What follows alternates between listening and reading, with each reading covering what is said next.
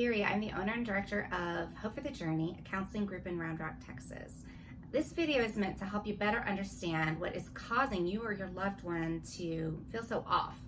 And it gives you real tips and ideas for how to begin the process of righting your life. All right, so I said the word PTSD. What does that even mean? It stands for post-traumatic stress disorder. And basically what it is that when you go through something where you're scared to death or you're scared for someone else, you're scared that they're either going to die or that some part that's really integral to who they are is lost or is threatened to be lost. When you go through an experience like that, when the threat goes away, we're supposed to go back to normal, but sometimes that doesn't happen. And so PTSD is when it doesn't happen, when your body stays on alert as if you're going through the bad thing and keeps re-experiencing it over and over and over again. So in order to meet the criteria for PTSD, which is, a diagnosis that you can get from a therapist, you have to have gone through an experience that felt really traumatic. So what that means is that it was an experience that either threatened your life or, again, who you are as a person, or you witnessed that happening for someone else. And remember that our body experiences threat of life the same as it experiences shame. So if we feel like we are going to be threatened, to be excluded or shamed, or that we're not part of any group that really means a lot to us, then that is something that can be experienced as traumatic. And so experienced as traumatic, what that means is that you might have been scared that you or someone else that you loved was going to be hurt or die or be hurt badly. It might have felt scary or gross and that you needed someone to help. You might have run around or acted very upset at the time, or felt very confused or like it's going on in a movie instead of real life. And then the symptoms have to last, right? So it's normal to have all of this stuff happen when you go through a traumatic experience, but the body's supposed to go back down to normal. And when it doesn't, that's when PTSD gets in here. So at least a month of time it needs to have happened. But it doesn't have to be a month right after the event. It can be sometimes, and oftentimes, that you do go to either a place that's what we call dissociative, and we'll talk about that later, where you're just kind of checked out from the emotional experience from it, or your body just kind of goes down and it just hides it back in the back, and you haven't dealt with it. It's not all the way gone. If something touches it or brings it up, poof, there it is, but you can avoid it, right? And the better you get at avoiding it, the more it kind of hides in the background. And so then if that's the case, it's just like a splinter that works its way to the surface. A traumatic experience is going to try and work its way to the surface, and that can be months, weeks, months, years later, when all of a sudden now you're meeting criteria for PTSD.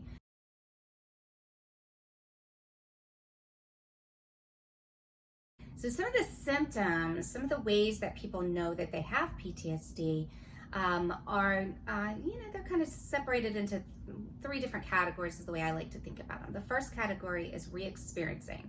So this is kind of the typical thing that people think about when they hear about PTSD. This is nightmares, flashbacks, intrusive thoughts about the memory coming in and you can't get them away even though you try not to think about it, and strong waves of emotion and or physical sensations when those memories come up.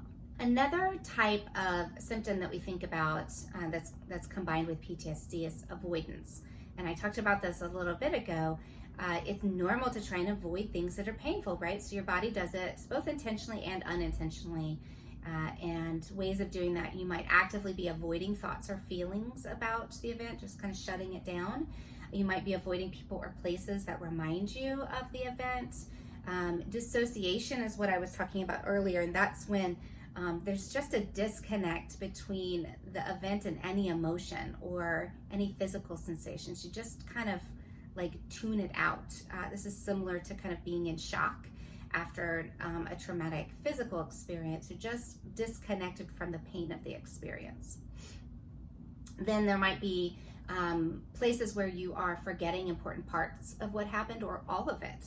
This is those regressed memories that sometimes start to bubble up in therapy because now we're going back in and your brain starts to feel more comfortable and you're ready to start moving into dealing with the the whatever it was that happened.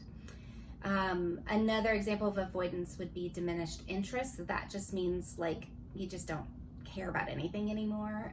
A lot of people then start to think that they're depressed, but it may be trauma that's running that bus instead of actual true depression. Not that you don't meet criteria also for depression, that can be a very similar thing, but if it's run by trauma, the treatment for it's going to be different. And the last kind of avoidance is detachment, where you just feel detached from other people. You may isolate, you may just want to kind of be by yourself and not be around people, or you just feel, you might be in a group of people, but you feel very alone. So the third type of symptom that goes with PTSD is increased arousal. And so what that means is basically that your body's just on hyper alert. One of the ways that might be with hypervigilance. So what that means is that you're kind of always on guard. You might find yourself wanting your back against the wall, looking for exits, and as soon as you walk into a room, kind of scoping out for danger everywhere that you go, and you're just on this hyper alert kind of place all the time. Increased startle. So this is when somebody comes up and startles you and you do all of that. But this is happening way more often than just once every in a blue moon. Sleep problems, irritability, anger, problems concentrating, all of these are examples of increased arousal that go with PTSD.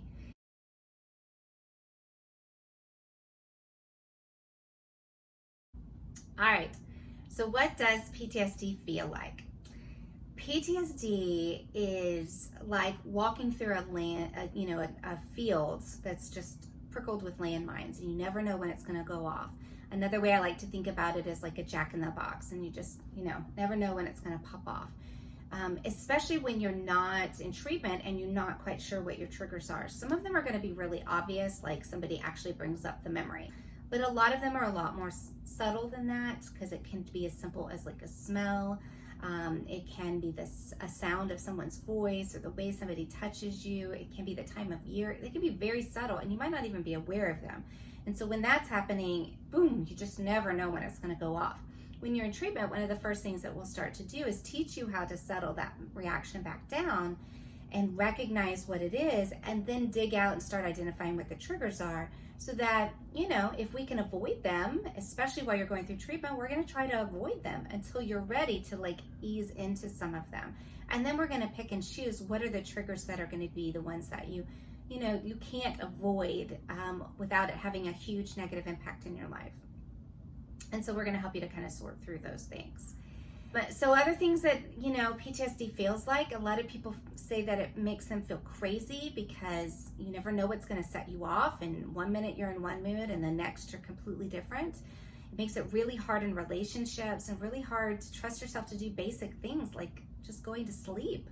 You start to feel scared to go to sleep because when's that nightmare going to pop up? And who wants to go through that again?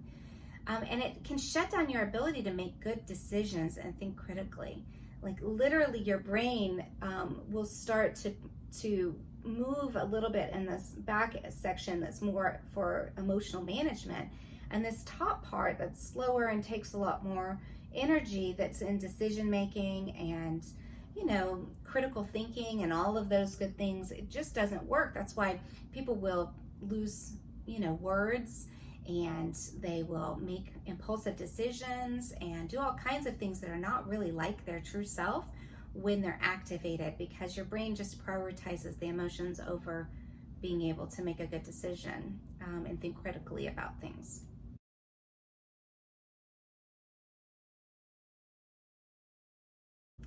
PTSD is often mistaken as something else. It is really common for clients to come into Hope for the Journey and they have been to multiple therapists before and had good treatment with multiple therapists, but something just didn't quite match.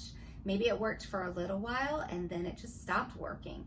Maybe it never really worked at all and never felt like a good fit. Maybe it made you actually worse. And that's a really terrible situation, but typically what it means is that it was mistaken as a different type of issue. We already talked about kind of how it can look like depression or it can look like ADD.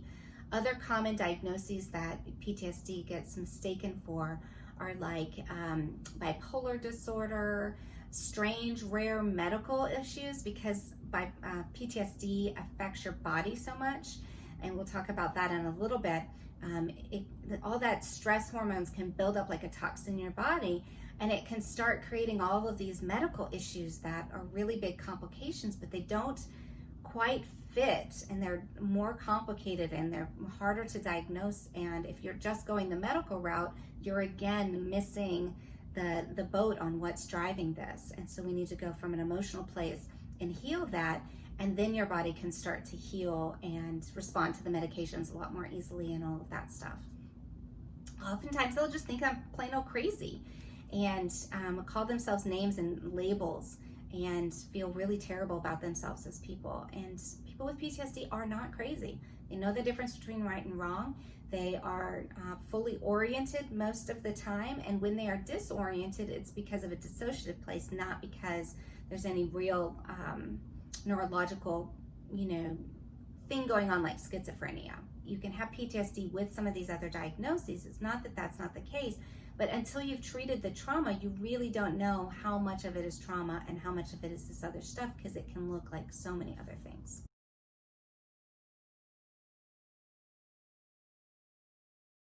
So basically, I talked a little bit about this before, but when you have what, we call it a trigger. Some people don't like that word, but basically it's anything that reminds your brain, your memory network.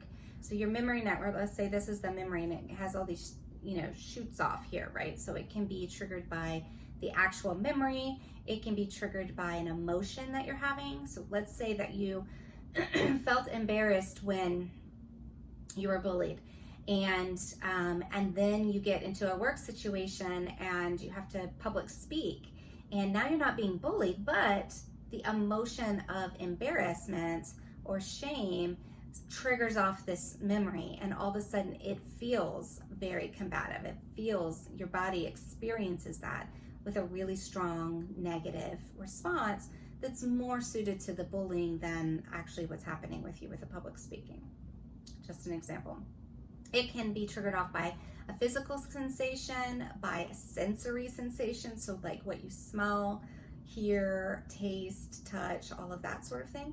And it can be triggered off through pictures and images. So all of these ways are the ways that the brain connects to a memory, and it happens so quickly that sometimes there's no consciousness of, I'm actually remembering the memory, but your body reacts as if. So very quickly your body is going to go into that fight, flight, or freeze. It's very highly activated. So it's that shame or life and death situation response that's coming up, and it might be something as simple as like hearing a loud noise. Somebody knocks over trash cans and boom, you're in this place where you're really in it. Sometimes that's associated with actual images or sounds or sensory pieces of the memory can come back and into it, to where you are a little disoriented and you can't really tell if you're back at that time when the bad thing happened or not. Other times it's a little bit more subtle than that. But either way, your adrenaline builds up. And if it's held in, then over time it becomes a toxin, and that's when all those medical things start happening for you. If it's let out, oftentimes it looks like anger explosions or panic attacks. And so it's, when we see it, it can look like all kinds of different things. It can be experienced in all kinds of different ways. And over time, it might be experienced differently. So in some parts of your life, you might be holding it in, and your body's, having stomach ache problems, headaches, chronic fatigue, all kinds of things like that. And then other times you start losing your top, and either it's coming out with anger or panic.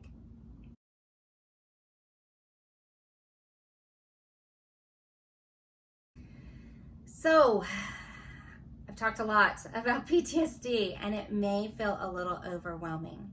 So I want us to just pause here and just settle down a little bit, because if there's anything good about having PTSD, the one good thing about it is that it is highly treatable. It is not something that you have to live with for all of your life.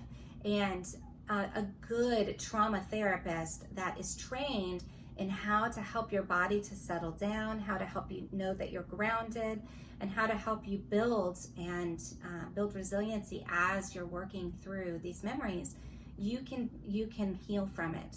and your brain and your body can get back to a normal place, and then you can work through those relationships, and it's really a good outcome, and not something that is a lifelong issue, although things will bubble up with that memory. But once you know how to do it and you're looking for it, you can very quickly usually run through those issues and know what to do. So that's the good part about it.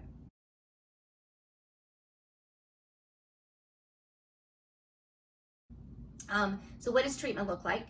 First things first, treatment looks like learning to feel calm. When people come to see us at Over the Journey, one of the first things a lot of people want to do is kind of verbal vomit. They want to just get it all out as quickly as possible and tell their story and all the detail, and they end up telling excruciatingly detailed stories. And one of the things that we do from the get-go is tell them, whoa, let's pause for a second. Is that okay? Can we pause and can we slow this down a little bit? And we help them to find calm, because if you can't tell your story without being fully grounded and being fully calm, then we're just re-experiencing. We're not doing any treatment there. So the first thing that we're going to do is teach you how to find calm and how to, what we call, re-engage your parasympathetic nervous system. So your nervous system has a sympathetic nervous system, and that's the part when you go into fight, flight, or freeze, and you're just activated and you're ready to fight, flight, or freeze, and all kinds of things shut down, like your digestion. Your mouth will go dry because you don't need the saliva anymore. It's a big, huge physiological reaction. When you're not in that situation and you're in treatment, what we want to do is help you learn how to re-engage your parasympathetic nervous system, help you to feel safe, and get all those parts online for you again, so that your body and your mind both know and recognize that you are actually safe now. Then from that calm, we learn to dip our toe into the trauma, right? And we dip it in slowly, we dip it in systematically.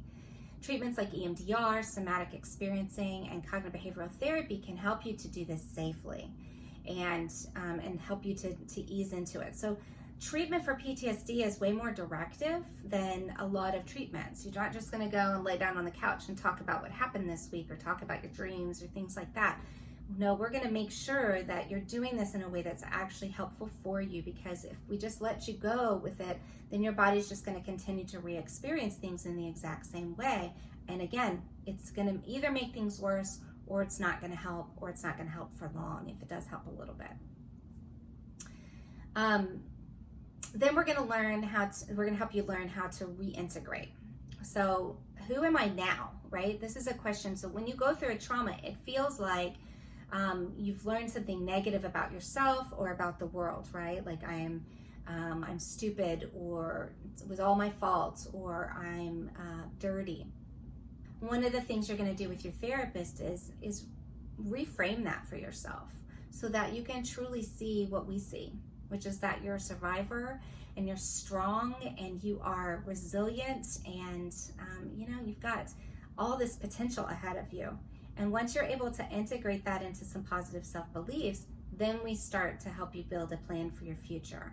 How do you build a plan for your future so that you can do everything that you want to do and be the person that you want to be, while still keeping an eye out on knowing that these traumatic experiences might have more to teach you down the road. And when they do, they're going to rise up and feel uncomfortable. So we want to do all of those things when we're in treatment. If you have any questions or comments about PTSD in general, please make sure that you put them in the comments. We'd love to hear from you and answer any questions that you have. If you do want to reach out to us directly, you can find all our contact information at our website, which is hopeforthejourney.org/contact.